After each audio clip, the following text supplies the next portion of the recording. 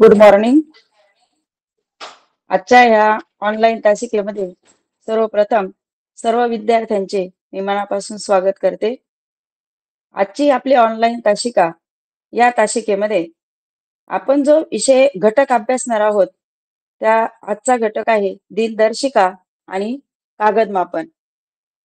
या घटकाचा यापूर्वी देखील आपण अभ्यास केलेला आहे आणि हा घटक आपण कशा पद्धतीने यावर येणारे प्रश्न सोडू शकतो किंवा हा घटक आपल्याला अधिकाधिक मार्क्स कसे मिळवून देईल त्या दृष्टीने आपण या घटकाचा अभ्यास करणार आहोत. तर आज लगेचच आपण या घटकाला सुरुवात करणार आहोत. बघा, आपला घटक आहे दिनदर्शिका.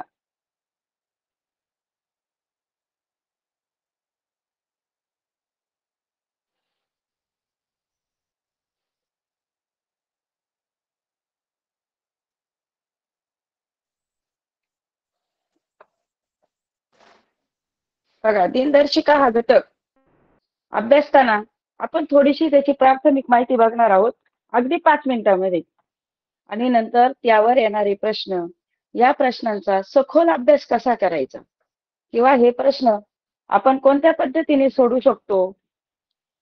सगळ्यात महत्वाचं जेव्हा दिनदर्शिका घटक, आता आपल्याला दिनदर्शिका आणि कागद काम हे दोन घटक घ्यायचे, म्हणून आपण त्याला अर्ध्या अर्ध्या तासाचं वेटेज देणार आहोत. आता दिनदर्शिका घटक सुरुवातीला घेताना यापूर्वी मी ऑगस्ट महिन्यामध्ये दिनदर्शिका घटकाचा अगदी सखोल तुम्हाला माहिती सांगितलेली आहे किंवा सखोलपणे तो घटक मी समजून दिलेला आहे. आज आपल्याला फक्त प्रश्न घेताना त्याच्या अगोदर थोड्या काही घटकांचं माहिती होणं गरजेचं आहे. सगळ्यात महत्वाचं आपल्याला लीप आणि अनलीप, लीप अनलीप. आता याचा फक्त थोडाशी रिव्हिजन घेणार, कारण आपल्याला हा घटक पूर्ण या ठिकाणी घ्यायचा नाहीये. फक्त याचे प्रश्न कसे सोडवायचे याचीच माहिती आपण करून घेणार आहोत. आता लीप आणि अनलीप हे शब्द आपल्याला माहिती आहे. लीप वर्षामध्ये वर्षाचे दिवस 366 असतात, अनलीप मध्ये 365 असतात. त्यानंतर आपल्याला 1 जानेवारी ते 1 जानेवारी आणि 31 डिसेंबर, 31 डिसेंबर, 1 जानेवारीला जो वार असतो तोच 31 डिसेंबरला असतो. फक्त लीप वर्ष आले तर तो वार 1 दिवसाने पुढे जातो. बघा, आता यात घाई होण्यासारखं नाही. फक्त आपल्याला याची माहिती कशासाठी घ्यायची आहे की आपल्याला जेव्हा याचे प्रश्न आपण सोडवणार आहे की आपल्याला लीप आणि अनलीप हे वर्ष आपण कसं ओळखणार आहे. साधारणतः लीप वर्ष आपण त्याला 4ने भाग देतो, पण ज्या इसवी सन शतक असतं त्याला आपण 400ने भाग देतो. मग साधारणतः आपल्याला 4च्या कसोटीचा वापर या ठिकाणी करायचा आहे आणि 4ची कसोटी वापरून आपल्याला पटकन लीप आणि अनलीप वर्ष ओळखता येतो. ज्या ठिकाणी आपण 400ने भाग देणार आहे तो 400चा भाग सुद्धा आपण आपल्या पद्धतीने एकदम व्यवस्थितपणे समजून घेऊन तो प्रश्न आपण त्या ठिकाणी सोडवणार. त्यानंतर 1 जानेवारी आणि 31 डिसेंबर, 1 जानेवारी आणि 31 डिसेंबर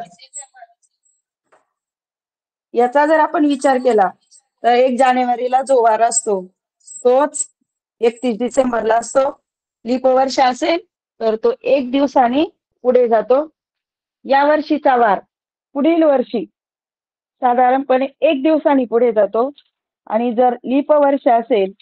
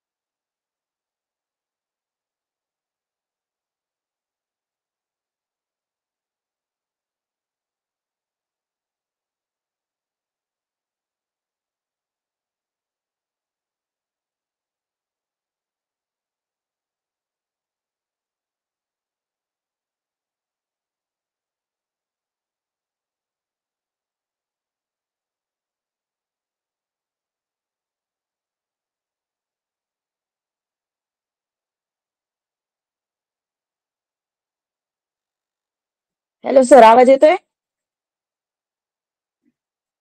सर आवाज येतोय का? हो येतोय मॅडम, येतोय. ते नेटवर्कचा प्रॉब्लेम आलाय. एकच मिनिट. येतोय येतोय.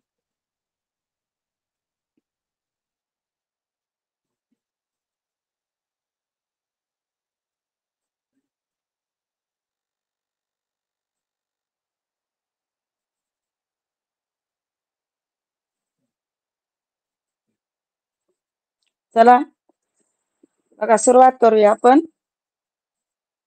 आता आपल्याला साधारणतः ह्या वर्षीचा वार पुढील वर्षी 1 दिवसाने पुढे जातो, आणि जर यामध्ये लीप वर्ष आले तर तो 2 दिवसाने पुढे जातो.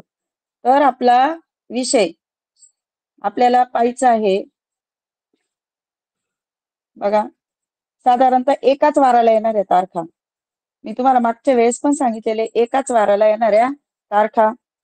त्यामध्ये 1, 8, 15, 22.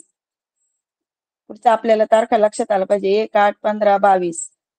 त्याच्यानंतर 29. त्याच्यानंतर 2, 9, 16, 23 आणि 30. त्यानंतर 3, 10, 17, 24 आणि 31. आता जसा महिना असेल 31 दिवसाचा असेल तर आपल्याला माहिती आहे 1, 2 आणि 3 तारखेचे वार 5 वेळा येतात. आणि 30 दिवसाचा महिना असेल तर 1 आणि 2 तारखेचे वार 5 वेळा येतात. आणि जर 29 दिवसाचा महिना असेल तर फक्त 1 तारखेचा वार त्या ठिकाणी 5 वेळा येतो. हे आपल्याला लक्षात असलं तर आपल्याला पटकन तो वार काढणे किंवा हे काढणे आपल्या लक्षात जाऊन बसतं लगेच.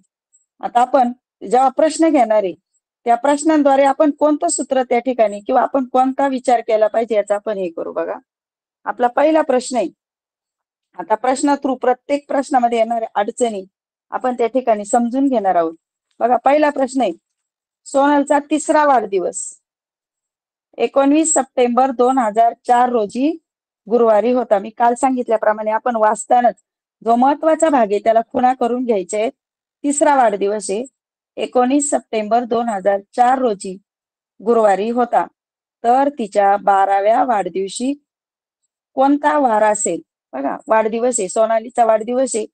साधारणतः तुम्हाला 3रा वाढदिवस दिलाय आणि 3रा वाढदिवस आहे 2004. आता तारीख तर तीच असते वाढदिवसाला, तारखेमध्ये बदल होत नाही. म्हणजे 2004 तिचा 3रा वाढदिवस आहे. आपल्याला तिचा 12वा वाढदिवस काढायचा आहे. तर साधारणपणे 3ऱ्या नंतर जो 12वा वाढदिवस येतो तो 9 वर्षांनी येतो, म्हणून आपण याच्यामध्ये 9 मिळवा. म्हणजेच तिचा जो 3रा जो वाढदिवस आहे तो 2013 साली येणार आहे. मग हा 2013 साली तिचा 12वा वाढदिवस येणार आहे. मग त्याच्यामध्ये 9 वर्ष आहे, प्लस आपल्याला 4 पासून तर 13 पर्यंत जर तुम्ही मोजले तर त्याच्यामध्ये 2 लीप वर्ष येतात. म्हणजे टोटल वर्ष 11 झाले. आणि त्याला आपण आठवड्यामध्ये विभागणी करायची त्याची. म्हणजे 7 ने भाग द्यायचा आहे. 7 एके 7, म्हणजे आपले उरले किती? 4. तर आपल्याला 4 दिवसांनी पुढे जाऊन तिचा वाढदिवस येणार आहे. म्हणजे आता गुरुवार नंतर आपल्याला 4 दिवस मोजायचे. शुक्रवार, शनिवार, रविवार आणि सोमवार. म्हणजे तिच्या 12व्या वाढदिवशी जो वार असणार आहे तो आहे सोमवार. बघा, आता इथं बऱ्याच मुलांच्या लक्षात येत नाही की आपण काय केलेलं आहे. आपण 3रा वाढदिवस दिलेला आहे तिचा. 3ऱ्या वाढदिवसाचा साल आहे 2004. तर आता 12व्या वाढदिवशी म्हणजे तिचा जो 12वा वाढदिवस आहे तो अजून 9 वर्षांनी येणार आहे. म्हणजे ते 9 वर्ष प्लस त्याच्यामध्ये जे लीप वर्ष आहे, कारण लीप वर्ष असेल तर तो वाढदिवस त्याच्या 2 दिवसांनी पुढे जाणार आहे. म्हणून आपल्याला त्याच्यामध्ये 2 मिळवायचे. 11 आहे आणि त्याचं आठवड्यामध्ये आपण विभाजन केल्यानंतर आपल्याला जी बाकी उरते तेवढ्या दिवसांनी पुढे जायचे. आणि जर आपल्याला आधीचा विचारला तर तेवढे दिवस आपण आधी जाणार. म्हणजेच आपल्याला 4 दिवसांनी पुढे गेल्यानंतर तिच्या 12व्या वाढदिवशी जो वार येणार आहे तो आहे सोमवार. बघा, पुढचा प्रश्न आहे. प्रश्न एकदम सोपा असतो, फक्त तो समजपूर्वक आपण त्याच ठिकाणी जर वाचला तर आपल्याला एकदम सोपं जातंय की आपण काय केलं पाहिजे. बघा आता हा साधा प्रश्न आहे. 2020 चा प्रजासत्ताक दिन, सगळ्यात महत्वाचा आपल्याला तारखा माहिती पाहिजे. प्रजासत्ताक दिन कधी असतो? प्रजासत्ताक दिन जर शनिवारी साजरा करण्यात आला तर त्या महिन्यात कोणता वार फक्त 4 वेळा येईल बघा. आता आपण बऱ्याच वेळा पाठ केलेला असतो की 5 वेळा येणारे वार. मग आपण तो महिना बघतो आणि 5 वेळा येणारे वार त्या ठिकाणी काढतो. आता इथे सुद्धा तीच आपल्याला हे करायचंय. फक्त मी आता तुम्हाला जे सांगितलं, एकाच वाराला येणाऱ्या तारखा जर तुम्ही लक्षात ठेवल्या तर तुम्हाला हा प्रश्न अगदी इझिली सोडवता येणार बघा. आता आपल्याला प्रजासत्ताक दिनाची तारीख आहे 26 जानेवारी 2020. 26 जानेवारी 2020 चा प्रजासत्ताक दिन, त्याचा वार आहे शनिवार. आणि तुम्हाला त्या महिन्यामध्ये फक्त 4 वेळा येणारा वार काढायचा आहे. तर आपण आपल्याला 5 वेळा जे वार येतात ते बाजूला ठेवून मग आपल्याला 4 वेळा येणारा वार काढायचा आहे. बघा 26 तारखेचा वार शनिवार आहे. साधारणतः मी तुम्हाला आता जे सूत्र सांगितलं ते या ठिकाणी उपयोगी पडणार आहे. 1, 8, 15, 22, 29 हे तुम्ही प्रश्न सोडवताना याचा वापर करायचा नाही, लक्षात ठेवायचे. फक्त मी आता तुम्हाला आठवण करून देण्यासाठी ते लिहिते बघा. 2, 9, 16, 23 आणि 30 आणि पुढचा आहे 3, 10, 17, 24 आणि 31. आता आपल्याला माहिती जानेवारी महिना 31 दिवसाचा आहे. तुम्हाला 26 जानेवारीचा वार दिलेला आहे शनिवार. 25 तारखेचा वार जर तुम्ही पाहिला तर शुक्रवार येणार आहे. म्हणजेच तुमचा 24 तारखेचा वार गुरुवार येणार आहे बघा. गुरुवार, बुधवार आणि मंगळवार. म्हणजेच तुमचे 1, 2, 3 तारखेचे वार तुम्हाला कळाले बघा. मंगळवार, बुधवार आणि गुरुवार. म्हणजे आता तुम्हाला 4 वेळा येणारा वार तुमच्या पर्यायातून लगेच येणार आहे बघा. म्हणजे आपला मंगळवार कट झालेला आहे, गुरुवार कट झालाय, बुधवार कट झालाय. म्हणजेच आपला 4 वेळा येणारा वार आहे शुक्रवार बघा. आता याच्यामध्ये अगदी तुम्ही 0 मिनिटात हे काढलं असतं. आता हे मी लिहिलेले 1, 8, 15 हे तुम्हाला लिहिण्याची गरज नाहीये. तुम्हाला फक्त विचार करायला. आपण 1, 2 आणि 3 तारखेच्या वारापर्यंत जर आपण जाऊ शकलो तर आपल्याला येणारा न येणारा हे दोन्ही वार त्या ठिकाणी अगदी सहजपणे काढता येतात. म्हणजेच आपला तो प्रश्न आपल्याला इझिली त्या ठिकाणी सोडवता येतो बघा. आता पुढच्या प्रश्नाकडे आपण जाणार आहोत. म्हणजे अगदी सोपे प्रश्न, म्हणजे आपण काही सेकंदात आपल्या आणि परीक्षेला आपल्याला ते पण करता आलं पाहिजे की आपला गणित विषयामध्ये आपल्याला वेळ पुरत नाही. मग आपल्याला जे प्रश्न आपण खूप लवकर सोडू शकतो त्या प्रश्नांना आपण कमी हे करून कमी वेळात सोडून जे प्रश्न काठिण्य पातळीचे त्याला थोडासा जास्त वेळ देऊ शकतो. बघा आता सोपा प्रश्न आहे तुमच्या समोर की 15 मार्चला सोमवार आहे. 15 मार्च तर त्या महिन्यात कोणता वार 5 वेळा येईल? आता तुम्ही लगेच सांगणार बघा, कारण तुमच्या पाठ झालेले 1, 8, 15, 22, 29. 15 तारखेला जर सोमवार आहे तर 1 तारखेचा वार नक्कीच 5 वेळा येणार आहे. 2 तारखेचा वार पण 5 वेळा येणार आहे आणि 3 तारखेचा वार पण 5 वेळा येणार आहे. आणि 1च्या समोर म्हणजे 1 तारीख ज्या वाराला येते त्याच तारखेला 15, त्याच वाराला 15 तारीख पण आहे.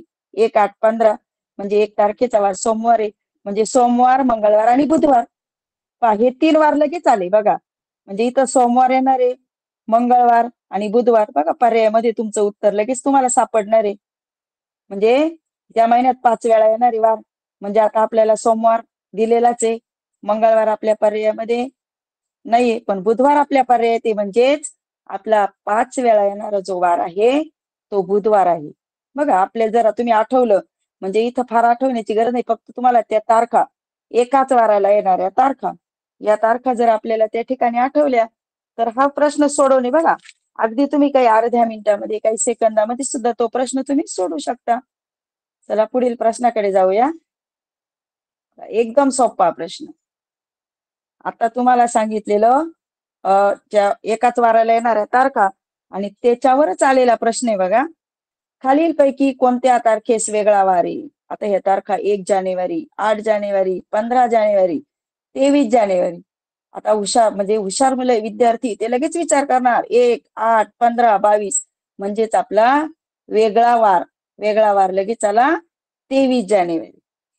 बघा वाराचं गणित कसं केलंय आपण. म्हणजे आपल्या जर ते माहिती असलं, आपल्या डोक्यामध्ये असलं, तर आपल्याला प्रत्येक गोष्ट त्याच पद्धतीने आपण करू शकतो. आणि त्याच पद्धतीने ते जर आपण केलं, तर आपला दिनदर्शिकेवरचा प्रश्न कधीही चुकणार नाही. आणि त्याच्यासाठी त्या महिन्यातल्या तारखा काढताना किंवा 5 वेळा येणारे वार काढताना या गोष्टी आपण ध्यानात ठेवायचे. आणि ह्या अनुषंगाने अजून एक प्रश्न सांगते. जेव्हा लीप वर्ष असेल त्यावेळेस 366 दिवस असतात. मग आपल्याला कधी कधी असा विषय येतो की आपला प्रत्येक वार 52 वेळा येणार आहे.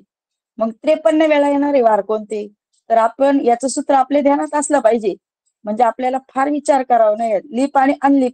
अनलीप मध्ये एकच दिवस उरतो आणि लीप मध्ये 2 दिवस उरतात. मग अनलीप मधला एक दिवस येतो 1 जानेवारीला दिला जातो. आणि लीप मधले जे 2 दिवस आहे ते 1 जानेवारी आणि 2 जानेवारीला दिला जातो. म्हणजेच आता ह्या प्रश्नाचं नाही, फक्त आपल्याला प्रश्न सोडवताना ही जी माहिती आहे ती तुमच्यासाठी मी सांगत असते. बघा, जर लीप वर्ष असेल तर 100% 1 जानेवारी आणि 2 जानेवारीचे वार हे 53 वेळा येणार आहे. आणि जर अनलीप वर्ष असेल तर 1 जानेवारीचा वार 53 वेळा आहे. कारण आपण साधारणतः 52 आठवडे म्हणजे एक वार 52 वेळा येतो हे आपण त्या ठिकाणी गृहीत धरलेले. त्याचप्रमाणे या तारखांचा सुद्धा विचार करायचा. त्याच नंतर आपल्याला या ठिकाणी अजून काय ध्यानात ठेवायचंय? 31 दिवसाचा महिना असेल तर 1, 2, 3 तारखेचे वार 5 वेळा येतात. 30 दिवसाचा महिना असेल, 30 दिवसाचा जर महिना असेल तर आपल्याला 1 आणि 2 तारखेचे वार 5 वेळा येतात. 29 दिवसाचा महिना असेल तर 1 तारखेचा वार 5 वेळा येतो. आणि 28 दिवसाचा महिना असेल तर कोणताही वार 5 वेळा येत नाही. ही बेसिक माहिती जर आपण लक्षात ठेवली तर दिनदर्शिकेवरचे प्रश्न सोडवणं अतिशय सोपं जाणार आहे. बघा पुढचा प्रश्न आहे. माधवीचा जन्म. आता साधारणतः आपण जो पहिला प्रश्न सोडवला आणि हा प्रश्न सोडवला, जवळजवळ यात साम्य आहे. पण आपण थोडासा घेऊया. बघा, माधवीचा जन्म 14 जून 2011 रोजी झाला, तर तिचा 6वा वाढदिवस कोणत्या वारी आहे? आता प्रश्न तोच आहे. तिचा जन्म झालेला आहे 14 जून 2011. परीक्षेला आपण किती फास्ट करू शकतो, आपल्याला काय लिहायचं हे आपल्या लक्षात असलं पाहिजे. प्रत्येक गोष्ट म्हणजे बारकाईनं काटेकोरपणे त्याचं नियोजन झालं पाहिजे. बघा, जन्म झालेला आहे 14 जून 2011. तेव्हाचा वार होता बुधवार. आता तिचा 6वा वाढदिवस विचारलाय. जेव्हा आपला जन्म होतो त्या दिवशी आपला वाढदिवस नसतो. म्हणजे आपल्याला अजून 6 वर्ष पुढे जायचे 6व्या वाढदिवसाला. म्हणजे तिचा जो 6वा वाढदिवस आहे तो 2017 साली येणार आहे. मग साधारणतः मी सांगितल्याप्रमाणे आता लीप वर्ष कसे ओळखायचे, प्रत्येकाची पद्धत वेगळी. काही 6 भागिले 4 करतील, म्हणजे आपण काही जण 11 पासून 17 पर्यंत मोजतील. म्हणजे 12 हे एक लीप वर्ष आहे आणि त्याच्यामध्ये 16 हे एक लीप वर्ष आहे. म्हणजे 6 मध्ये आपल्याला 2 लीप वर्ष मिळवायचे, म्हणजेच आपले 8 वर्ष होणार आहे. आणि नंतर त्याचं आठवड्यात रूपांतर करायचं आपल्याला माहिती, म्हणजे त्याला भागिले 7 करा. 7 एक 7, म्हणजे आपली बाकी 1 उरली. म्हणजे तिचा 6वा वाढदिवस. फक्त आपल्याला 1 दिवसाने पुढे जायचे, म्हणजेच तिच्या 6व्या वाढदिवसाचा जो वार असणार आहे तो आहे गुरुवार. बघा किती सोपा प्रश्न आहे. म्हणजे कधी कधी आपल्याला आता हे 6 लीपवर्ष काढताना 6 भागिले 4 करून सुद्धा तुम्ही लीपवर्ष काढू शकता. पण जेव्हा जवळचं असेल तर तुम्हाला साधारणतः 12, 16, 20 काय 24 आपले जे आहे ते 4च्या कसोटीचा जर वापर केला तर लीपवर्ष आपण अगदी सोप्या पद्धतीने काढू शकतो. बघा पुढचा प्रश्न आहे. आता हा प्रश्न सगळ्यात फसवा प्रश्न, का मुलं त्या प्रश्नाला गोंधळ करतात की बाल दिनापासून 25 दिवस रजेवर गेलेल्या भागवत सरांनी खालीलपैकी कोणत्या तारखेस शाळेत हजर व्हावे? आता याच्यामध्ये फार गोंधळ करतात. मग हा गोंधळ आपला कमी होण्यासाठी अगदी आपण शांत डोक्याने शांतपणे हा प्रश्न त्या ठिकाणी सोडवला पाहिजे. की बालदिन कधी असतो? बालदिन म्हणजे बालदिनाची तारीख आपल्याला 14 नोव्हेंबर ही तारीख आपल्याला माहिती पाहिजे. 14 नोव्हेंबर फक्त बालदिन, पंडित जवाहरलाल नेहरूंची जयंती वगैरे सगळ्या गोष्टी. म्हणजे एका प्रश्नाचा आपण किती प्रकारे विचार करू शकतो हे लक्षात ठेवलं पाहिजे. बालदिनापासून ते रजेवर गेले. बालदिनाची तारीख 14 आहे. 25 दिवस ते रजेवर गेले, तर त्यांनी कोणत्या तारखेस शाळेत हजर व्हावे? तर पहिला 25 दिवस रजा आहे त्यांची. हे 25 दिवस आपण गोल करून ठेवा, म्हणजे आपल्याला कळतं की आपल्याला किती दिवस रजेवर जायचे. आता साधारणपणे नोव्हेंबर महिना 30 दिवसाचा आहे. या 30 मधून 14 वजा करा. ही वजाबाकी करून घ्या. म्हणजे मग तुमच्या लक्षात येईल आपल्याला काय करायचे बघा. म्हणजे आता आपल्याला त्याची साधारणतः दिवस हे 16 दिवस येतात बालदिनापासून. हे 16 दिवस म्हणजे नोव्हेंबरचे 16 दिवस 25 मधून तुम्ही 16 वजा करा. म्हणजेच तुम्हाला त्याचं उत्तर लगेच येते. पहा, 6च्या पुढे जर आपण 15 पर्यंत काउंट केलं तर आपलं 9 येतं आणि 9 ही तारीखच त्यांची शाळेवर हजर होण्याची तारीख आहे, लक्षात ठेवा. आता काही मुलं काय करतात, हा प्रश्न वेगळ्या पद्धतीने सोडवतात. पण तुम्हाला फार आता जर त्यांनी विचारलं असतं की सरांची रजा किती दिवस होती, तर फक्त तुम्हाला म्हणजे किती तारखेपर्यंत सरांची रजा होती असा जर त्या ठिकाणी भाग असता तर फक्त 9 मधून 1 वजा केला तर 8 तारखेपर्यंत त्यांची रजा होती. आणि 9 डिसेंबरला 9 म्हणजे नोव्हेंबर नंतर डिसेंबर महिना असतो. 9 डिसेंबरला त्या ठिकाणी ते कामावर किंवा त्या शाळेमध्ये हजर होणार आहे. आता बऱ्याच जणांची याच्या पद्धती वेगळ्या आहे, पण ह्या पद्धतीने गेल्यावर आपला गोंधळ फार कमी होतो, लक्षात ठेवा. म्हणजे आपल्याला हजर किंवा आपली शाळा कोणत्या तारखेला उघडणार आहे, तर त्याची रजा किती तारखेला संपणार आहे, हे सगळे प्रश्न सोडवताना आपण या गोष्टीचा अगदी सखोलपणे अभ्यास करा. म्हणजे आपल्या लक्षात येतं की हा प्रश्न आपल्याला कसा सोडवायचा आहे. बघा, प्रश्न सोपेच आहे. प्रश्न अगदी सोपे आणि सोप्या प्रश्नांचाच विचार आपण हे दिनदर्शिकेत. आता प्रश्न मी किती घेतले, पण मी तुम्हाला ज्या बेसिक गोष्टी सांगितल्या त्या तुम्ही लक्षात ठेवा. म्हणजे तारखेचे वार एक लक्षात ठेवा, कोणते वार 5 वेळा येतात ते लक्षात ठेवा. त्याच्यानंतर आपल्याला किती वर्ष त्याचा वाढदिवस काढायचा आहे ते लक्षात ठेवा. आपल्याला मागे जाणार आहोत की पुढे जाणार आहोत ते पण लक्षात ठेवा. कधी कधी आपल्याला पुढचा वार मोजता येतो पण मागचा वार मोजता येत नाही. त्यानंतर आपण शिबासवाटी किंवा प्रत्येकाने त्याचं वेगळं असेल, एकाच वाराला येणारे पहा. त्याच्यानंतर ममना म्हणजे महात्मा गांधी जयंती, महाराष्ट्र दिन आणि नाताळ हे पण एकाच वाराला. हे मी का सांगते, कारण आता मी पूर्ण वेळ दिनदर्शिक हा घटक नाही घेऊ शकत, पण ह्या बेसिक गोष्टी त्याच्यात लक्षात ठेवा. आणि सगळ्यात महत्वाचं, उदाहरण सोडवताना मला त्या उदाहरणामध्ये काय विचारले वाचतानाच त्याच्या खाली अंडरलाईन करा किंवा रेषावाडा. तनुजाचा बघा हा प्रश्न आहे. तनुजाचा जन्म 1 ऑक्टोबर 2022 रोजी शनिवारी झाला. 1 ऑक्टोबर तिचा जन्मदिवस आहे. तर त्याच वर्षीचा महाराष्ट्र दिन बघा. आता तिचा जन्मदिवस नाही विचारला, आता तुम्हाला त्याच वर्षीचा महाराष्ट्र दिन विचारलेला आहे. म्हणजे आपल्याला महाराष्ट्र दिनाची तारीख हे काढायची. मग 1 ऑक्टोबर आणि महाराष्ट्र दिन कधी असतो, 1 मे. 1 मे महाराष्ट्र दिन आहे आणि आपल्याला तिचा जन्मदिवस आहे 1 ऑक्टोबर. मग साधारणतः आपल्याला काय करायचं, मे महिन्यापासून ऑक्टोबर महिन्यापर्यंत जायचंय. पहा, मे, जून, आता पूर्ण नावं लिहित नाहीये मी. पहा, जुलै, ऑगस्ट, सप्टेंबर आणि ऑक्टोबर एवढे नावं लिहून घ्यायचे. आणि साधारणतः त्याच्या पुढे आपण त्याचे दिवस लिहूया. आता जो पहिला महिना असतो ना त्याचे राहिलेले दिवस घ्या. म्हणजे आपल्याला 31 मधून 1 गेला तर 30 दिवस त्याचे राहिले. आणि बाकीच्या महिन्यांचे दिवस घेताना मात्र त्याच्या तारखांवरून घ्या. जून महिना 30 दिवसाचा आहे, मग त्याचे 2 दिवस घ्या.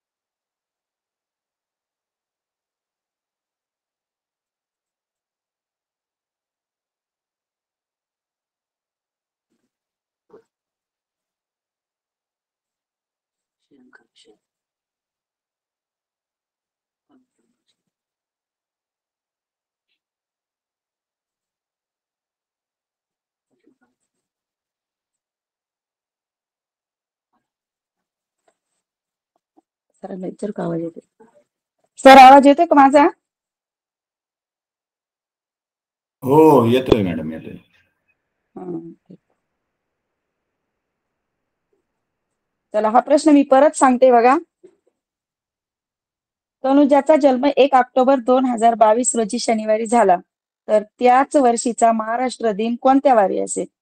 तर साधारणतः आपल्याला हे महिने म्हणजे महाराष्ट्र दिन काढायचंय. महाराष्ट्र दिनाची तारीख आहे 1 मे आणि आपल्याला तनुजाचा वाढदिवस आहे 1 ऑक्टोबर.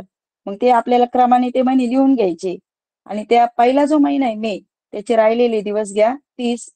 जूनचे 2 दिवस घ्या, कारण जून हा 30 दिवसाचा आहे. 1 आणि 2 तारखेचे वार 5 वेळा येतात. जुलै हा महिना 31 दिवसाचा आहे, मग त्याचे 3 दिवस घ्या. ऑगस्ट महिना 31 दिवसाचा आहे, त्याचे 3 दिवस घ्या. सप्टेंबर महिना 30 दिवसाचा आहे, त्याचे 2 दिवस घ्या. आणि जो शेवटचा महिना राहील त्याचे मात्र जे झालेले दिवस आहे, ते झालेले दिवस घ्या. तो 1 दिवस, त्याची आपण बेरीज करा. बघा, 5 5 आणि 3 8, 8 आणि 2 10, 10 आणि 1 11, म्हणजे 41 दिवस. त्याचं आठवड्यात रूपांतर करा. पहा, 41 भागिले 7, 7 5 35. साधारणतः बाकी उरली 6. आता आपल्याला 6 दिवसांनी पुढे नाही जायचं, लक्षात ठेवा.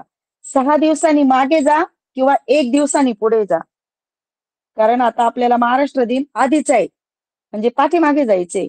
म्हणून आपण काय करायचं, आता 6 दिवस मागे जाण्यापेक्षा 1 दिवस पुढे जाणे सोपं आहे. म्हणजेच आपल्याला शनिवार नंतर आपल्याला येणारा आपला जो वार आहे तो आहे रविवार, म्हणजे महाराष्ट्र दिनाचा वार त्या ठिकाणी रविवार आहे. बघा, म्हणजे आपल्याला हा प्रश्न आपल्या पद्धतीने सोडवताना अडचण येणार नाही. फक्त आपल्याला मागे जातोय का ते आठवणीत ठेवा. जरी आपण हे क्रमाने लिहिले, पण आपल्याला तनुजाचा ऑक्टोबर मध्ये जन्म आहे आणि महाराष्ट्र दिन त्याच्या आधी झालेला आहे, म्हणजे आपल्याला पाठीमागे जाणं गरजेचं आहे आणि पाठीमागे जाऊन आपल्याला तो वार काढायचा आहे. बघा, आता पुढचा प्रश्न आहे. आता हा सुद्धा दिवसानो प्रश्न आहे, जरी त्याच्यामध्ये लिटर आलेले आहे किंवा हे आलेले आहे, फक्त आपल्याला त्याचे दिवस मोजता आले पाहिजे आणि ते दिवस काढणं या ठिकाणी गरजेचे. बघा, संकेतने 5 जुलै पासून त्याच वर्षीच्या स्वातंत्र्य दिनापर्यंत ₹50 लिटर दराने दररोज अर्धा लिटर दूध घेतले तर दुधाचा एकूण खर्च किती? सगळ्यात महत्वाचे दिवस काढणं गरजेचे आहे. आता आपण आधी जे दिवस काढले ते मायनस करून काढले, पण याच्यामध्ये जे दिवस काढणार आहे, 5 जुलैला त्यांनी दूध घेतलं का? घेतलेले पासून पासून मग जुलै महिन्याचे दिवस काढताना 31 मधून आपल्याला 4च वजा करावी लागतील. म्हणजेच आपल्याला त्याचे त्या महिन्याचे जे दिवस येणार आहेत, बघा, त्या महिन्याचे त्याचे जे दिवस येणार आहे ते आपल्याला 27 दिवस येणार आहे. म्हणजे त्याने जुलैमध्ये 27 दिवस दूध घेतलंय आणि स्वातंत्र्य दिनापर्यंत, म्हणजे स्वातंत्र्य दिनाच्या दिवशी सुद्धा, म्हणजे 15 तारीख आहे, म्हणजे 27 मध्ये जर 15 मिळवले तर त्याने 42 दिवस दूध घेतलं. बघा, म्हणजे आपल्याला ह्या महिन्यांचे दिवस मोजताना हे दिवस आपण मोजले पाहिजे आणि हे दिवस मोजताना आपल्याला लक्षात आलं पाहिजे की आपण टोटल दिवस किती घेतले. समजा आपण आधीच्या हे काढताना काय करतो, जुलै महिन्यातून 5 वजा करतो, पण इथं आपण दिवस ते दूध घेतलेलं आहे म्हणून आपल्याला ही 5 तारीख त्या ठिकाणी धरायची. म्हणजे त्याने 42 दिवस दूध घेतलं, पण त्याने दररोज अर्धाच लिटर दूध घेतलंय, म्हणजे त्याने पूर्ण 42 लिटर दूध नाही घेतलेलं, म्हणजेच त्याचं दूध अर्धा लिटर आहे. म्हणजे त्याचं एकूण दूध किती होतं ते काढून घ्या आधी. 2 दुणे 4 आणि 21 लिटर दूध घेतलं आणि त्याच्या दुधाचा भाव आहे ₹50. दुधाचा भाव जर 50 असला तर त्याला जे बिल, त्या दिवसांचं बिल द्यायचंय ते आहे ₹1050. बघा, ₹1050. म्हणजे बघा, सोपा. ह्या प्रश्नांमध्ये गोंधळात टाकणारे प्रश्न आहे की नाही, दिनदर्शिकेवरचे. आपण 1 दिवस विसरलो तर आपल्या लगेच दुधाचा भाव कमी होणार आहे, 1 दिवस कमी होणार आहे, ते ₹50 कमी होणार आहे. मग काटेकोरपणे आपले दिवस बरोबर आले तर आपल्याला काढणं गरजेचं आहे. म्हणजेच आपण जे दशमान परिमाणे शिकलो त्याचा सुद्धा याच्यात मी कालच सांगितलं, एकच घटक असा कधीच स्वतंत्र नसतो. प्रत्येक घटकाचा, समजा दशांश अपूर्णांकाचा उपयोग करावा लागेल, अपूर्णांकाचा उपयोग समजा अर्धा लिटर, काही मुलं कसे 500 मिली करतील, पण 500 मिलीने आपला वेळ जास्त जाणार आहे, त्याच्यापेक्षा अर्धा आपल्याला अपूर्णांकात लिहिणं सोपं आहे. पाव लिटर घेतलं तर त्याचं 1/4 लिहिणं सोपं आहे. आपल्याला पाऊण लिटर घेतलं तर 3/4 लिहून आपण ते सहज काढू शकतो. म्हणजे कोणताही घटक आपल्याला दुसऱ्या घटकामध्ये पटकन ऍड करता आला पाहिजे. बघा 7:30 वाजलेले आहेत आणि आता 7:30 वाजले. एक शेवटचा प्रश्न घेऊन आपण कागद कामाकडे जाणार आहोत. बघा,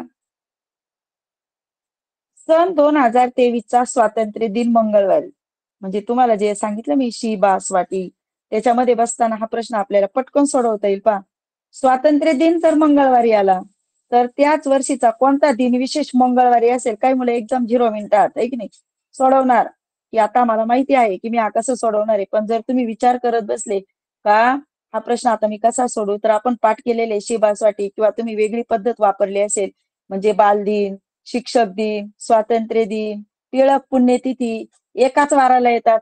म्हणजे जर स्वातंत्र्य दिन मंगळवारी असेल तर बालदिन हा मंगळवारीच असणार आहे आणि शिक्षक दिन हा सुद्धा मंगळवारीच असणार आहे. म्हणजे आपले त्या ठिकाणी एकाच वाराला येणारे हे जे दोन आहे, म्हणजे पर्याय क्रमांक पाहायचंय. कधी कधी आपण घाईमध्ये ब लिहून टाकू किंवा फक्त ड असला पण या ठिकाणी दिला नाही म्हणून आपण चुकण्याची शक्यता कमी आहे. म्हणजेच आपला या ठिकाणचा जो पर्याय येणार आहे तो पर्याय क्रमांक 2 ब आणि ड. बघा, दिनदर्शिका. आता दिनदर्शिकेमध्ये सांगण्यासारखं खूप आहे. एक 8 तास सुद्धा आपल्याला त्या ठिकाणी पूर्ण नाही सोडवायला आणि वेगवेगळ्या प्रकारचे प्रश्न त्या ठिकाणी येतात. म्हणून तुम्ही काही गोष्टी अशा लक्षात ठेवा.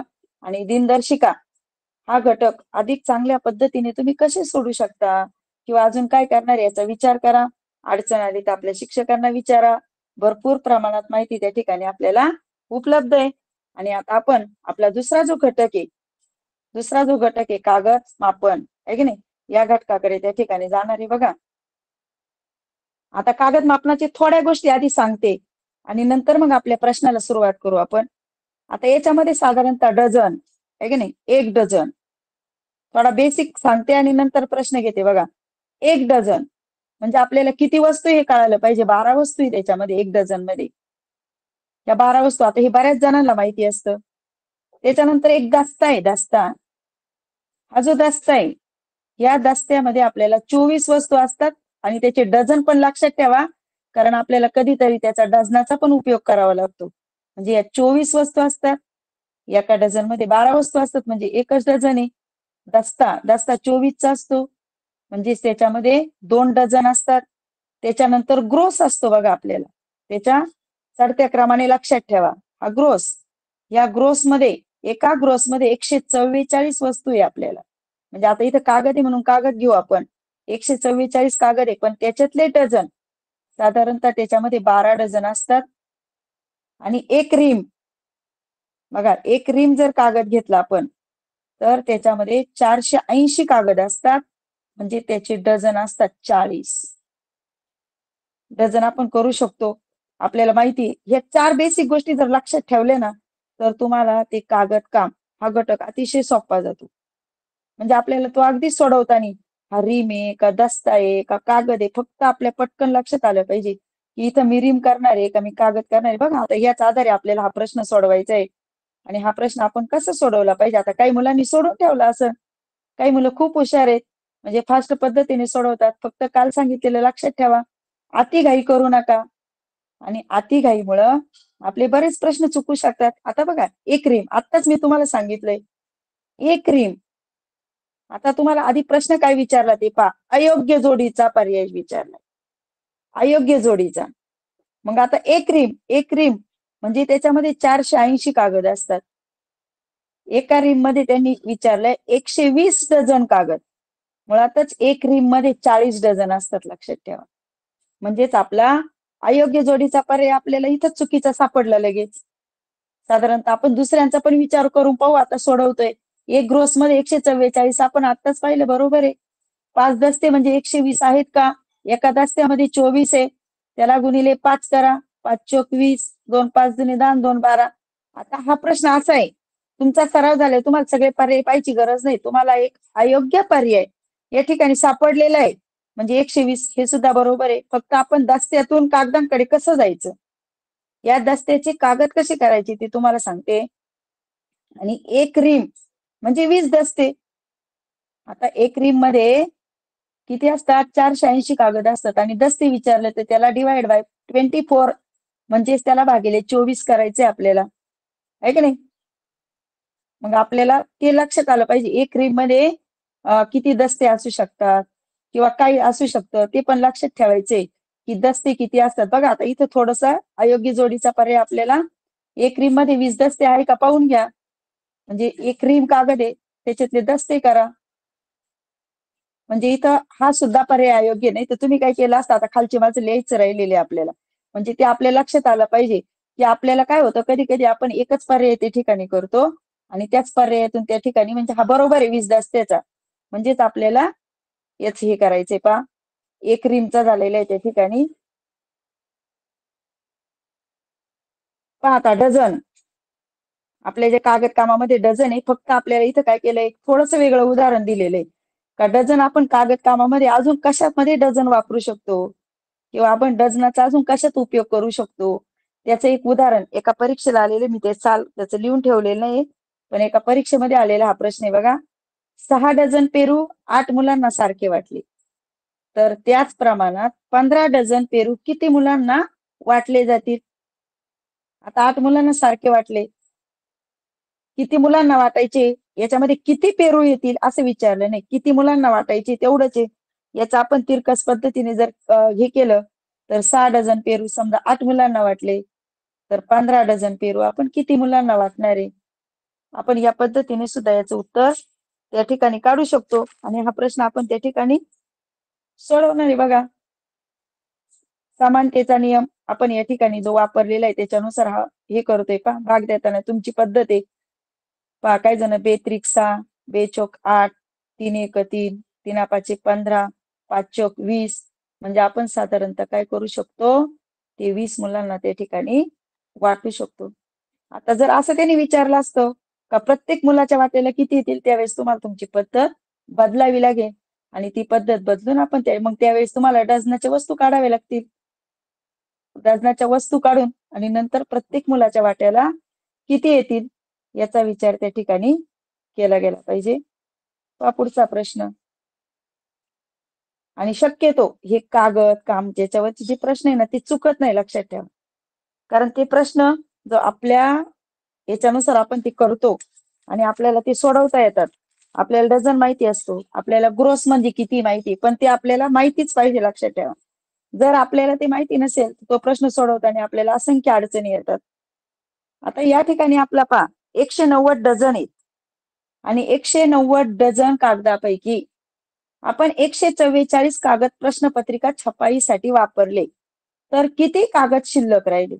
आता हा प्रश्न आपण कोणत्या पद्धतीने सोडवणार आहे, हे शेवटी जे विचारलेले ना त्या शेवट्यावर जायचं आपल्याला. कागद विचारले तर पहिले आपले जे डझन आहे ना त्याचे कागद करून घ्या. म्हणजे 190 डझन आहे त्याचे कागद करताना त्याला आपण 12ने हे करायचे, मल्टिप्लाय करून घ्यायचे 12ने. 108, 10 आहे की नाही, 12 किती झाले 22, म्हणजे आपल्याला त्याचे कागद झाले 2280. त्याच्यापैकी आपण 144 कागद वापरले, त्याची मायनस करून घ्या. 144 कागद वापरले, 144 कागद आपण त्या ठिकाणी वापरले. मग आता आपल्याला त्याच्यातून 144 कागद मायनस करायचे. आता मायनस आपल्या ज्याच्या त्याच्या पद्धतीने करून घ्या पटकन, पण जेणेकरून आपण चुकणार नाही अशाच पद्धतीने आपण ती करा, म्हणजे मग आपल्याला आपलं उत्तरापर्यंत जाणं सहज शक्य होईल. आता याच्यामध्ये प्रश्न आलाय आपल्याला, काय दिलेला आहे का हा प्रश्न आपण कसा सोडवायचा आहे. म्हणजे आपलं उत्तर आलंय 2136. 2136 आपला पर्याय, आपण तो पण जेव्हा आपल्याला अ, ब, क आणि ड असे पर्याय देऊन नंतर अ बरोबर ब बरोबर त्यावेळेस आपण चारही पर्याय चेक करायचे, लक्षात ठेवा. आणि ज्या वेळेस तुम्ही चारही पर्याय चेक करणार आहे त्यावेळेसच त्याचा पर्याय आपण त्या ठिकाणी, आता आपल्याला एक सहज दिसलेला आहे आपल्या डोळ्यांनी म्हणून आपण त्याच्यावर टिक करून ठेवली. आता 46 कागद हा पर्याय तर या ठिकाणी कट होणार, लक्षात ठेवा. पण आपला जो पुढचा पर्याय राहिलेला आहे तो आपल्याला चेक करूनच पाहिला पाहिजे. आपल्याला 89 दस्ते हा पर्याय आपण चेक करणार, मग आपल्याला 89 दस्तेचे, आता हा 2136 आपण लक्षात ठेवलेले. 89 ला 24 ने तुम्ही, कारण एका दस्त्यामध्ये 24 असतात, त्याचा जर तुम्ही गुणाकार करून घेतला आपल्याला 89 गुणिले 24 त्याचा गुणाकार करायचा आहे आणि त्याचा गुणाकार पहा 9 चोक 36, 32 आणि 3 35, 18, 1 8 2 16 आणि 1 17, 6. आता मी थोडेसे जागे अभावी तिरकस मानते, फक्त लक्षात ठेवा ते आपल्याला काय करायचे पहा. त्याचं सुद्धा उत्तर 2136 म्हणजे आपला क नंबरचा पर्याय सुद्धा बरोबर आहे, लक्षात ठेवा. आणि आपल्याला ड सुद्धा चेक करायचंय. 178 आणि एका ग्रोस मध्ये असतात 144 आणि त्याचा आपल्याला गुणाकार करायचा आहे. आता तो गुणाकार आपल्या पद्धतीने आपण प्रत्येकाने करून पहा. आता मी तर माझ्याकडे गुणाकार ते जागे अभावी तो गुणाकार करायला थोडीशी अडचण येते, पण एकच मिनिट तो गुणाकार सुद्धा आपण या ठिकाणी करूया.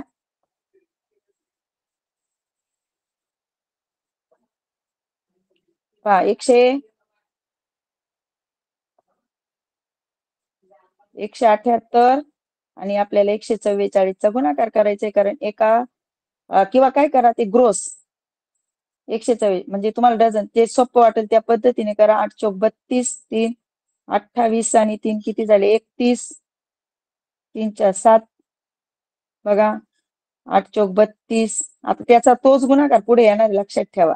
म्हणजे तो गुणाकार आपल्याला परत करायची गरज नाहीये, पण करून दाखवते तुम्हाला. 3 7 कारण 4 4 ते आहेच आहे आपल्याला आणि मग नंतर आपल्याला एकचा हे करायचं तर सोपंच आहे आपल्याला. मग पहा आपलं उत्तर किती येणार आहे. 2 3 15 आणि 1 16, 1 7 आणि 7 14 आणि 1 15 म्हणजे आता हे उत्तर आपल्या बाहेर म्हणजेच आपल्याला कागद आपला ब आणि क हे दोन पर्याय त्या ठिकाणी बरोबर आहे. आता परीक्षेला तुम्ही इतका वेळ एका प्रश्न मग त्याच्यासाठी सोप्या प्रश्नाचा वेळ आपण इकडे ऍडजस्ट केला पाहिजे. सोपा जो प्रश्न आहे तो लवकर संपून या ठिकाणी गेलं पाहिजे. म्हणजे आपला पर्याय क्रमांक ब आणि ड आपला ब आणि क बरोबर आहे, म्हणजे पर्याय क्रमांक 1 आपला बरोबर आहे. चला पुढील प्रश्नाकडे जाऊया. एकदम सोपा प्रश्न आहे बघा पुढचा. तर तुम्ही काही मुलांनी लगेच करणार, त्यांना स्क्रीनवर दिसलं की काही मुलांचे लगेच उत्तर त्या ठिकाणी तयार असतात. आता हा सोपाच प्रश्न आहे. 9600 कागद आहेत आणि त्याचे आपल्याला दस्ते करायचे. म्हणजे ते एका दस्त्याचा आता तुम्हाला एका दस्त्यामध्ये कागद माहिती पाहिजे. म्हणजे 9600 त्याला भागिले आपल्याला 24 करायचे. आता भागाकाराच्या पद्धती आपल्या प्रत्येकाच्या वेगळ्या असतात. 24च्या पाड्यात 4 नंबरला 4 नाही, कारण 30 पर्यंतचे पाडे आपले 5 आहेत. त्याची मायनस करा 2 शून्य म्हणजे 400. पहा त्याचे जे दस्ते होणार आहेत ते किती आहेत 400. जे सोपा प्रश्न आहे तो लवकर सोडवा, म्हणजे त्याच्यासाठी आपल्याला फार वेळ घालवण्याची गरज नाही. म्हणजे आपल्याला दस्ता रिम पहा मी प्रत्येक याच्यात तुम्हाला आठवण करून देत आहे. डझन आहे, दस्ता आहे, त्याच्यातले दस्त्यातले कागद पण माहिती पाहिजे, डझन पण माहिती पाहिजे, रिम मधले कागद पण माहिती पाहिजे, डझन पण माहिती पाहिजे. म्हणजे आपल्याला जसा प्रश्न येणार आहे त्यानुसार आपल्याला तो प्रश्न सोडवायचा आहे बघा. त्याच्यानंतर लगेच तो पुढचा प्रश्न आपल्याला त्यावरच आलेला आहे बघा. आता काही मुलांचा पेन मी सोडवताना तुमचा पण पेन चालणार आहे. काही मुलं म्हणणार अरे किती सोपा प्रश्न आहे मॅडमनी दिलेला, पण कोणत्याही प्रश्नाला इतका फार सोपा आहे असं त्याचा हे करू नका आणि तो प्रश्न आपल्या पद्धतीने सोडवण्याचा प्रयत्न करू. बघा आपल्याला 6 डझन आहे आणि इकडे आपल्याला 3 ग्रोस कागद आहे, पण शेवटी काय विचारलंय मला डझन विचारले. मग मी याचे कागद करणार नाही, लक्षात ठेवा. हे 6 डझन मी तशीच ठेवणार आहे. 6 डझन मध्ये मी बदल करणार नाही, कारण डझन आहे, डझन आलेले पुढं. मग जो डझनाचा भाग आहे तो डझनाचा भाग त्या ठिकाणी बदल करायचा नाही. मग आता मला ग्रोस आहे. आता बघा मी जे तुम्हाला सांगितलं कागद आणि डझन ध्यानात ठेवा. मग एका ग्रोस मध्ये म्हणजे माझे 12 डझन आहेत, तर माझ्या 3 ग्रोस आहे म्हणजे त्याचे डझन किती झाले 36. हे 36 कागद नाहीयेत, हे डझन आहेत, लक्षात ठेवा. कारण एका ग्रोस मध्ये एक जो ग्रोस आहे त्याच्यामध्ये 12 डझन कागद असतात आणि आपल्याला 3 ग्रोस दिलेले, मग त्याचे किती झाले 36 डझन आणि आपले हे 6 डझन. याची प्लस करा आणि याची जर प्लस केली तर 42 डझन. म्हणजे आपल्याला आपलं उत्तर अगदी सोप्या पद्धतीने पहा याची कागद करायची गरज नाही पडली आपल्याला. जर डझन विचारले डझन ठेवा शेवटी. म्हणून त्याच्यासाठी सांगते प्रश्नाचा शेवट महत्वाचा आहे. का शेवटी काय विचारले तुम्ही उत्तर काढलेलं असता पण आपण शेवट पाहत नाही. हा गोंधळ आपला बऱ्याच वेळा होतो. पुढे रिम विचारले का पुढे आपल्याला डझन विचारले, पुढे आपल्याला कागद विचारले, की पुढे आपल्याला अजून काही विचारलेलं आहे. म्हणजे आपल्याला त्याचं उत्तर शोधण्यासाठी प्रश्नाचा काटेकोरपणे आणि बारकाईने विचार करणं फार गरजेचं आहे. आपण खूप हुशार असतो. बघा, प्रश्नपत्रिका आपल्या ज्या सराव पेपर होतात, खूप सोप्या प्रश्नपत्रिका असतात आणि खूप सोप्या प्रश्नपत्रिकेमध्ये कधी कधी काय होतं, आपल्याकडून चूक होते. म्हणून लक्षात ठेवायचंय का आपल्याला हा प्रश्न कसा सोडवायचा आहे किंवा काय होतंय हा प्रश्न सोडवताना आपल्याकडे. आता 6वा प्रश्न आहे बघा. म्हणजे प्रश्न तुम्ही वाचला असेल, थोडं वाचा पटकन, वाचनाची सवय ठेवा, वाचनाची गती वाढवा आणि शक्यतो वाचन करताना आपल्या डोळ्यांचा पटकन आपल्याला किती स्पीड वाढवता येईल त्याचा आपण त्या ठिकाणी विचार करणार आहे. बघा, मंगेशकडे एक रीम कागदापैकी 15 दस्ते कागद प्रश्नपत्रिका तयार करण्यासाठी वापरले, तर त्याच्याजवळ किती कागद शिल्लक राहील. आता मी तुम्हाला सांगितलंय शेवट वाचा, कागद विचारले, एक रीमचे कागद लिहा 480. आता 15 दस्त्यांचे कागद करा, म्हणजे 24 गुणिले 15, आपल्या 15चा पाडा पाठच आहे की नाही. 60, 6 15 दोन्ही 36, म्हणजे 360. आणि 360 कागद वापरले म्हणजे ते कमी होणार आहे. कधी कधी आपल्याला प्लस मायनस याच्यामध्ये गोंधळ होऊन जातो. कधी कधी अति स्पीड मध्ये आपण त्याची प्लस करून ठेवतो. त्याची जर मायनस केली तर तुमच्या लक्षात येईल का आपल्याकडं कागद किती उरले, 120. म्हणजेच आपला पर्याय क्रमांक 3. पर्याय क्रमांक 3 आहे.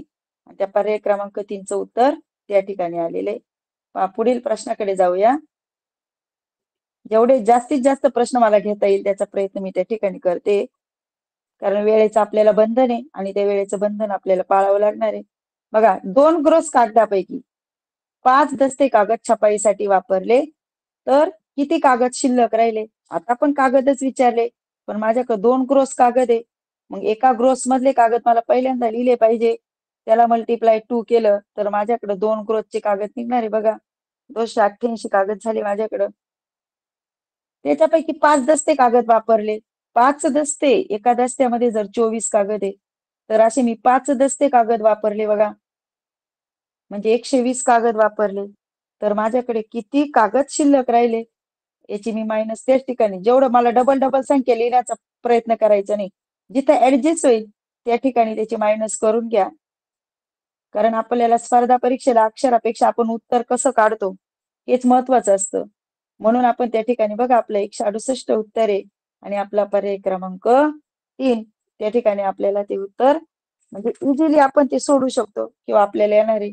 चला, आता पुढील प्रश्न घेऊया आपण. बघा, छान प्रश्न आहे. थोडासा वेळ जास्त लागतो अशा प्रश्नांना, पण अशा प्रश्नांना जास्त हे करण्यापेक्षा आपण भरभर आपल्याला कशी सोडवता येईल किंवा त्याचा शेवट आपल्याला कसा वाचता येईल. पहा, सुजाताकडे 7 दस्ते कागद शरदला दिले, 5 ग्रोस कागद समीनाला दिले, 1 रीम कागद सुनीलला दिले, तेव्हा तिच्याकडे 16 डझन कागद उरले, तर सुरुवातीला तिच्याकडे किती कागद होते. तर तिने कोणाला किती कागद दिले ते आधी करून घ्या आणि कागदच काढायचे आपल्याला. 7 दस्ते म्हणजे एका दस्त्यामध्ये 24, 24 गुणिले 7 करा, म्हणजे आपल्या लक्षात येईल का तिने कोणाला, शरदला 168 कागद दिले. नंतर 5 ग्रोस कागद समीनाला दिले, एका ग्रोस मध्ये 144 आहे. असे 5 ग्रोस कागद तिनं काय दिले, 5 चोक 20, 22, 2 7 720 कागद तिनं समीनाला दिले. 1 रीम कागद आहे. आता 1 रीम कागद म्हणजे 480 कागद, 480 कागद. आणि त्यावेळेस तिच्याकडे सुद्धा शिल्लक राहिलेले कागद आहे 16 डझन. 16 डझन कागद म्हणजे 16 गुणिले 12, म्हणजे हे कागद तिच्याकडे शिल्लक राहिलेले, म्हणजे तिच्याकडचे कागद पण आपल्याला घेणं गरजेचं आहे. 192 म्हणजे टोटल कागद काढताना आपल्याला या सगळ्यांची ऍडिशन करायची बघा. 720, त्याच्यानंतर 168 आणि तिच्याकडे उरलेले 192, हे सगळे कागद मिळून सुरुवातीला तिच्याकडे कागद होते आणि त्या कागदाचं उत्तर आपल्याला या ठिकाणी काढायचे बघा.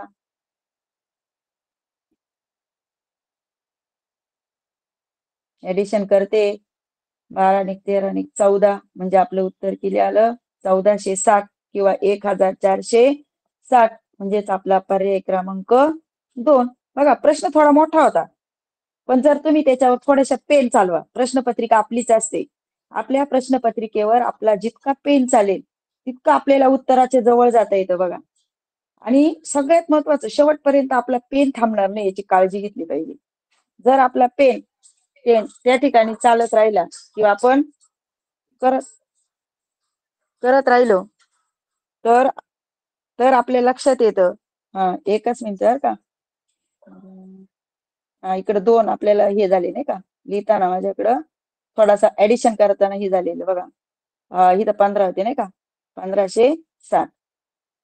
चला पुढे जाऊया आता आपण. आता हा प्रश्न सोप्पाच आहे. आता हा तुम्ही सोडू शकता की वेगळा प्रश्न घ्यायचा आहे म्हणून हा थोडा फास्ट घेते पहा. 6 डझन आणि 3 दस्तेचे कागद, फक्त तुम्ही कागद करा. 6 डझन आहे, बरं तोंडी केलं तरी चालतं, याच्यात काही अडचण नाही आपल्याला. 6 डझन म्हणजे आपण ती तोंडी पण करू शकतो. आणि 3 दस्ते 24 गुणिले 3 करा. 3 चौक 12, 3 पाचे 15 आणि 1 16. थांबा एकच मिनिट हा. 3 चौक 12, एकाला 3 दुणे 6 आणि 1 7. 72, 72ची काय करा, बेरीज करा. म्हणजे किती झाले, 144. चला पुढे जाऊया. आता हा प्रश्न पहा, म्हणजे हेच प्रश्न आहे आपल्याला का ग्रोस, डझन, यातूनच म्हणजे जवळजवळ यावर आतापर्यंत परीक्षेला आलेले सगळे प्रश्न अशाच पद्धतीने विचारलेले बघा. एक ग्रोस मधून 5 दस्ते कागद वापरले तर किती कागद शिल्लक राहिले. म्हणजे आपल्याला किती कागद शिल्लक राहिले, कागद किती राहिले त्याचा विचार त्या ठिकाणी करायचा आहे. आता ग्रोस तुम्हाला माहिती झाले, एक ग्रोस मधून एक ग्रोसचे कागद 144. 5 दस्ते कागद वापरले. आता एका दस्त्यामध्ये 24, त्याला गुणिले 5 करा, म्हणजे 120 कागद. 120 कागद वापरले म्हणजे वापरलेले आपले कागद किती शिल्लक राहिले बघा. आपल्या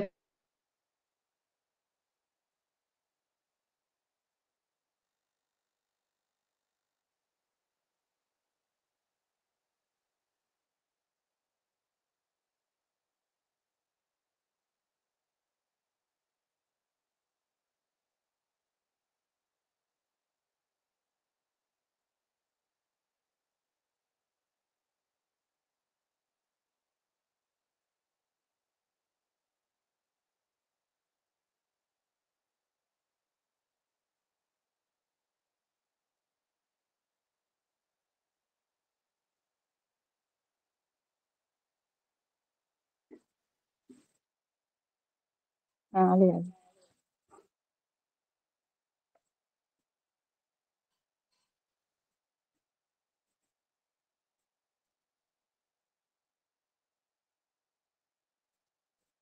चला बघा समोर.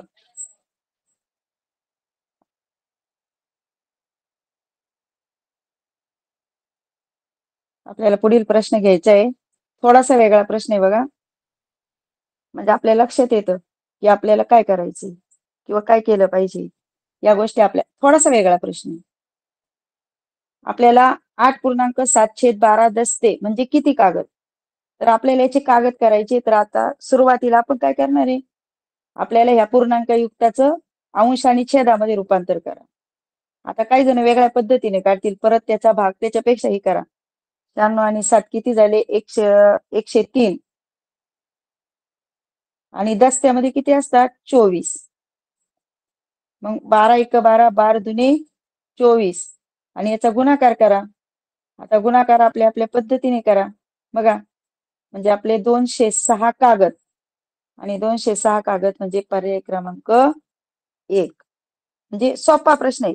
कधी कधी काही मुलं काय करतात, हे 8 आहे ना, 8 पूर्ण आहे, मग 8 आणि त्याला मल्टिप्लाय 24 म्हणजे त्याचं गुणिले 24 करतात, मग त्याचं 7/12 काढतात, परत त्याचे ऍडिशन करतात. म्हणजे इतका वेळ करण्यापेक्षा आपण काय करा, आपल्याला जी पद्धत सोपी वाटेल त्या पद्धतीने जाऊया. बघा सोपाच आहे प्रश्न. म्हणजे तुम्ही जर 2017, 18 ह्या सगळ्या जर प्रश्नपत्रिका पाहिल्या तर त्यात तुम्हाला ह्याच पद्धतीचे प्रश्न दिसतील. म्हणजे फार असा वेगळा प्रश्न त्या ठिकाणी त्यांनी घेतलेला नाही. म्हणून आपलं ना कन्सेप्ट आपले कसे, डझन, दस्ता, रीम, त्याच्यातले डझन, कागद, हा सगळ्यात महत्वाचा त्याचा पावभाग, अर्धा भाग आणि पाऊण भाग. आता थोडासा पावभागाचे प्रश्न माझे नंतर आहे, मी हा प्रश्न घेतला तो एक प्रश्न तुमच्यासाठी घेणार आहे की आपल्याला पावभाग असल्यावर काय घ्यायचे की पाऊण भाग असल्यावर काय केलं पाहिजे. बघा 2 रीम आहे म्हणजे 480, ती शेवटी आपल्याला कागद विचारले म्हणजे आपण याचे कागद पहिले करून घेऊया. 8 दुनी 16, 4 दुनी 8 आणि 1 9, म्हणजे आपल्याला त्याचे कागद प्रथम त्याचे कागद आपण करून घेणार आहे. नंतर 2 दस्ते म्हणजे 24 गुणिले 2 48. आता 24 चा पाढा आपल्या पाठ आहे, 24 चा पाढा पाठ असल्यामुळे, आणि 2 डझन म्हणजे 12 दुनी 24, आणि सगळ्यांची आपल्याला काय करायची आहे ऍडिशन, म्हणजे ऍडिशन त्या ठिकाणी केली तर आपलं उत्तर सोपं लगेच आपल्याला निघते बघा. 48 आणि त्याचे 24 ऍड करा म्हणजेच आपल्याला हा प्रश्न 12 7 13 1 म्हणजे 1032, 1032 म्हणजेच पर्याय क्रमांक 4. कधी कधी आपण पर्याय क्रमांक 4 काढतो पण गोल रंगवताना 1 नंबरचा रंगवतो, त्यामुळे आपण काढलेला पर्याय आणि आपण रंगवलेला गोल याचा मात्र त्या ठिकाणी आपण बारकाईने विचार करा. आता पुढचा प्रश्न थोडासा वेगळा आहे, शेवट वाचा बघा. 4 रीम, 5 दस्ते, 6 डझन आणि त्याचे डझन विचारले. मग आता कागद करायचं नाही आपल्याला. 4 रीम, एका रीम मध्ये किती डझन आहे 40, अशा आपल्याला 4 रीम आहे कागद आपल्याला त्याचे आता डझन घ्यायचे 40 डझन म्हणजे 160 डझन ते झाले. 5 दस्ते, एका दस्त्यामध्ये 2 डझन आहे, एक जो दस्ता आहे एका दस्त्यामध्ये 2 डझन असतात म्हणजे 5 दस्त्याचे किती झाले 10 डझन झाले ते, आणि हे 6 डझन म्हणजे हे 10 त्याच्यामध्ये ऍड करायचे आणि ते 6 डझन त्याच्यामध्ये आपल्याला ऍड केलं पाहिजे पहा. म्हणजेच आपलं जे उत्तर येतं ते आहे 176 डझन, म्हणजे आपला पर्याय क्रमांक 4. पर्याय क्रमांक 4 त्या ठिकाणी. आता इथं डझन विचारले होते, कधी कधी आपल्याला इकडे देणार आणि इकडे त्याचे रिम विचारतील किंवा आपल्याला याचे किती दस्ते होतात ते विचारतील. म्हणजे बारकाईनं आपण काय करायचंय फक्त त्याचा शेवट कसा आहे किंवा शेवटी आपण काय केलं हे त्याच्या व्यवस्थित पाहायचंय आणि मग तो प्रश्न त्या ठिकाणी समजून घ्यायचंय. आता पुढचा प्रश्न आहे बघा. हा जो पुढचा प्रश्न आहे, आता इथं मुद्दाम आपल्याला अर्धा, पाव, पाऊण हा भाग आपल्या लक्षात आला पाहिजे. आपल्याला डझनचा पाव अर्धा पाऊण माहिती पाहिजे, आपल्याला दस्त्याचा पाव अर्धा पाऊण माहिती पाहिजे, म्हणजे डझनचा, दस्ता, ग्रोस आणि रिम पाच सगळे घेतले त्यांनी आणि त्या सगळ्याचा पाव अर्धा पाऊण आपल्याला त्या ठिकाणी माहिती असेल तरच. आता समजा 1.5 डझन आहे, काय मुलं 1 डझन आणि वरचा अर्धा घेणार आहे, त्याच्यापेक्षा काय करा 1.5 हा पूर्णांक लिहा, 1.1/2 त्याचा म्हणजे किती झाला 3/2 आणि त्याला मल्टिप्लाय 12 करा. 5 बेक बे बेसक 12 म्हणजे 18 वस्तू लगेच आपल्याला त्यात आले, 18 कागद आले त्यातले आपले. पण तुम्ही जर म्हटले ना आता एक पूर्ण आहे म्हणजे त्याचे 12 आणि वरचेचे 6, मग ते 18 ला आपल्याला थोडासा वेळ जास्त जातो, म्हणजे आपल्याला 18 कागद पटकन काढता आले. पाव दस्ता बघा, आता एका दस्त्यामध्ये 24 आहे, पाव भाग घ्या त्याच्या समोर म्हणजे 1/4, 4 1 4, 4 7 24 म्हणजे ते 6 कागद झाले. मी आता कागद थोडे बाजूला लिहून घेते प्रत्येकामधले पहा, म्हणजे आपले डझनचे झाले, पाव दस्त्याचे झाले. आता पाऊण ग्रोस आहे, मग आता एका ग्रोस मध्ये 144 आहे, त्याचा पाऊण भाग म्हणजे 3/4 काढा आणि त्याचं हे करा बघा. 4 1 4, 4 त्रिक 12 आणि 4 7 24, 6 त्रिक 18 म्हणजे 108 कागद होणार त्याची. याचे किती झाले 108 कागद झाले. बघा काढण्याची पद्धत सोपी जाते मग, म्हणजे आपल्याला फार विचार नाही करावा लागत ते करताना की आपण काय करतोय. पाऊण क्रोसचे कागद काढले, थांबा 1 मिनिट.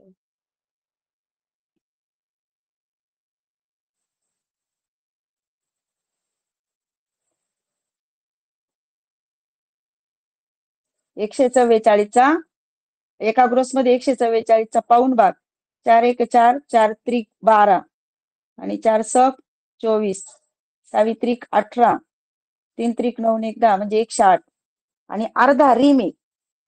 आता अर्धा रीम आहे, एका रीम मध्ये किती आहे 480, त्याचा अर्धा करताना काही भागिले 2 किंवा 1/2 करा. बे एक बे, बे दोन्ही 4, बे चौक 8 आणि बे शून्य शून्य म्हणजे 240 आणि सगळ्याची टोटल आपल्याला करायची बघा. या सगळ्याची जर आपण टोटल केली तर 8 आणि 7 14, 14 आणि 8 किती झाले? 22. आजचे 2 आले. थांबा 1 मिनिट.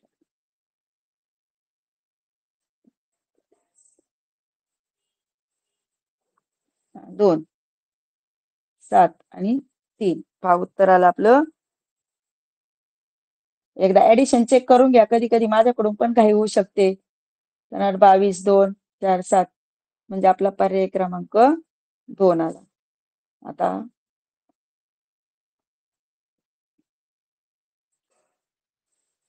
बघा, आता आपला शेवटचा प्रश्न आहे, म्हणजे जो आपला वेळेच्या अभावी मी फक्त त्याची तुम्हाला हे सांगते, पूर्ण नाही सोडवला तरी आपल्या लक्षात आलं पाहिजे की आपल्याला काय करायचंय.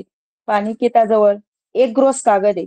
एक ग्रोस कागद, एक ग्रोसचे लगेच आपल्या लक्षात आलं पाहिजे 144 कागद आहे. त्यापैकी सुवर्णाला 2.5 डझन कागद दिले. आता हा प्रश्न मी आता जसा सोडवला तसंच तुम्ही सोडवायचा आहे की 2.5 डझन दिले, 2.5 डझन. त्याच्यानंतर वैष्णवीला 1.5 डझन, योगिताला 1/4 डझन, अर्चनाला 1/4 डझन. तर निकिताजवळ किती कागद शिल्लक राहिले? आता मी सांगितलं त्या पद्धतीने तुम्हाला 2.5 डझन काढायला सोपं आहे. 2.5 म्हणजे किती आहे? 2.1/2. मग त्याचं काय करा? 5/2 म्हणजे 2.5 आहे. म्हणजे आपल्याला 5/2 आणि डझन 12 म्हणजे तिचे कागद बेस म्हणजे 30 कागद. तिच्याकडचे जे कागद येणार आहे ते 30 आहेत. त्याच्यानंतर वैष्णवीला 1.5 डझन आहे. आता 1.5 डझनाचे आपण आत्ताच कागद काढले म्हणजे 18 कागद आहेत. योगिताला 1/4 डझन आहे. आता हा 1/4 भाग काढा बघा. 1/4 डझन आहे म्हणजे 3/4 आणि त्याला 12 5 4 1 4 4 त्रिक 12 म्हणजे 9 झाले. ते 9 कागद झाले. आणि पुढे काय? अर्चनाला 1/4 डझन कागद दिले. म्हणजे आपल्याला 1/4 डझनचा भाग काढायचा आहे.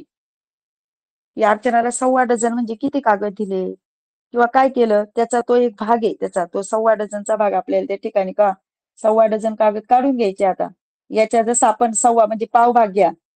डझनचा पाव भाग आपल्याला आता इथं 1/4 आहे म्हणजे एक पूर्ण आहे म्हणजे 5/4 4 त्रिक 12 म्हणजे 5 चौक. थांबा 1 मिनिट बरं का, इथं थोडसा जागेच हे झालं.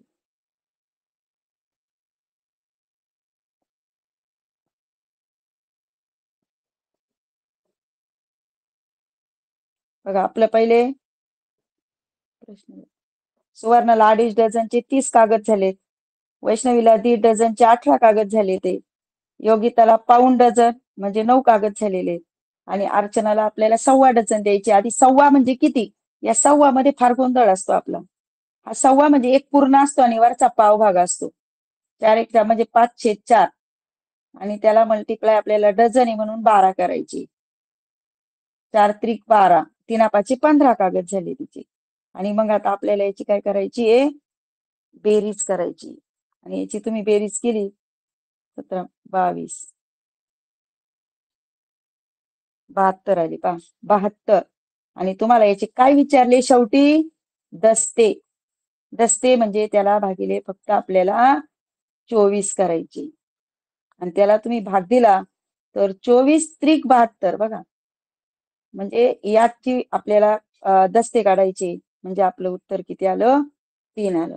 म्हणजे तुम्हाला पाऊण आणि हा जर भाग आला तर तुम्ही डायरेक्ट अपूर्णांक घ्या आणि अपूर्णांकाने त्याला जर मल्टिप्लाय केलं तर ते उत्तर अगदी काही सेकंदात सुद्धा तुम्ही काढू शकता. आणि ह्या कागद काम हे जे आहे आपला घटक त्यावरला आपला एकही मार्क जाणार नाही. आणि तुम्ही जर प्रश्नपत्रिका पाहिल्या तर तुम्हाला दिनदर्शिका, कागद काम या सगळ्यावर काय होणार आहे? आपल्याला प्रत्येक जो प्रश्न आहे त्याचं उत्तर त्याचं उत्तर आपल्याला काढणं खूप सोपं जाईल. म्हणजे अगदी काळजी करता येईल. आणि प्रत्येक घटकावर प्रश्न असतो. आपण कालमापन पाहिलं, तास मिनिटे त्याच्यावर प्रश्न असतो, दिनदर्शिकेवरचा प्रश्न असतो. तुम्ही ग्रोस आता हे कागद काम घेतलं त्याच्यावर सुद्धा प्रश्न असतो. अगदी तुम्ही काय करा, काटेकोरपणे त्याच्यावरचे बरेच प्रश्न फक्त प्रश्न सोडू नका. हा प्रश्न आला तर मी कशा पद्धतीने सोडवणार आहे, तुम्हाला कसा सोडवायचा आहे, माझा मार्क त्या ठिकाणी कसा जाणार नाही या गोष्टीचा तुम्ही विचार करा. बघा आज आपण 2 घटक पाहिले. त्या 2 घटकांमध्ये आपला बेस काय आहे, हा बेस प्रत्येकाने समजून घ्या. आणि त्याच्यानुसार मी जे सांगितलं, प्रश्न सोडवताना तुमचा पेन चालू द्या त्या प्रश्नपत्रिकेवर. म्हणजे तुम्ही आता सुद्धा ज्या सराव प्रश्नपत्रिका सोडवताना ठीक आहे, त्याच्यापासून आपण सुरुवात करा. आणि तो प्रश्न आपल्याला किती चांगल्या पद्धतीने सोडवता येईल, किती शांत डोक्याने आणि अधिक वेगाने त्या प्रश्नाचा आपण विचार करू. सगळ्यांनी अगदी छान विचार करा. आणि उद्या सुद्धा आपण एक नवीन घटक घेऊन येणार आहे, नाणी आणि नोटा. सगळ्यांनी उद्या सुद्धा या तासाला जॉईन करा. आणि आजच्या दिवसापुरते या ठिकाणी मी थांबते. सगळ्यांना आजच्या दिवसाच्या खूप खूप शुभेच्छा आणि पुढचा अभ्यास अगदी छान पद्धतीने करा. ओके.